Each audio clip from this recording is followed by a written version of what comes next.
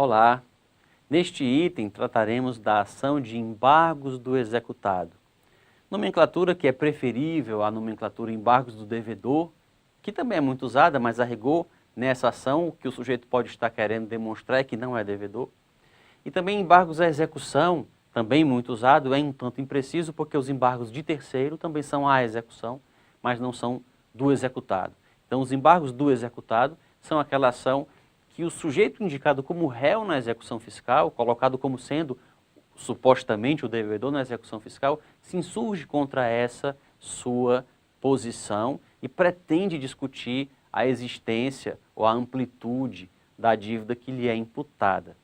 Então, na ação de embargos à execução ou de embargos do executado, pode ser feita uma ampla cognição, os mais variados assuntos podem ser examinados, questões de fato e também questões de direito, tanto ligadas à sujeição passiva, o executado pode demonstrar que não é devedor por não ter responsabilidade pelo débito, ou ele pode demonstrar que o débito não existe, seja porque a lei que fundamenta a cobrança não é válida, foi revogada, é inconstitucional, não é aplicável ao caso, ou porque os fatos descritos pela fiscalização para fundamentar a cobrança não aconteceram, ou não aconteceram da forma indicada pela autoridade, tudo isso pode ser discutido na ação de embargos do executado.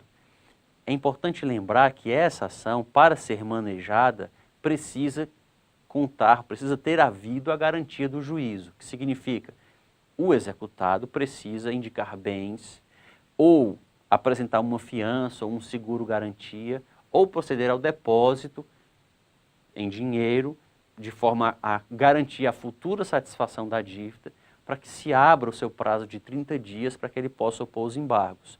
O entendimento do Superior Tribunal de Justiça é o de que a lei de execução fiscal, por ter uma disposição própria e específica no artigo 16, exigindo a penhora ou a garantia de outra forma, ela faz com que não seja aplicável o CPC, que neste ponto já não condiciona mais a oferta dos embargos à existência de garantia. Mas é importante observar o seguinte: se houver bens a serem penhorados ou se tiver sido feita uma penhora, abre-se o prazo para embargos e só então os embargos podem ser opostos. Mas isso não significa que os embargos só serão processados e julgados se essa garantia for integral. Então imaginemos o caso de alguém que tem contra si executada uma dívida de R$1 milhão e essa pessoa indica bens para serem penhorados que totalizam R$500 mil. Não há a garantia integral porque os bens que foram indicados não cobrem todo o valor da dívida. Mas o prazo para que os embargos sejam apresentados começa aí, da penhora, e não do seu posterior reforço, se esse reforço acontecer. Então, se os embargos forem opostos, eles têm que ser processados e julgados independentemente de a garantia ser suficiente. Tem que haver uma garantia, mas ela não precisa ser necessariamente suficiente. Isso pode parecer beneficiar muito o contribuinte, mas não beneficia. Na verdade, enquanto a garantia não for suficiente, o contribuinte não fará jus à chamada certidão positiva com efeito de negativa, que é necessária para a prática de vários atos da sua vida empresarial, e a fazenda poderá continuar diligenciando para obter o reforço, para que a garantia se torne integral.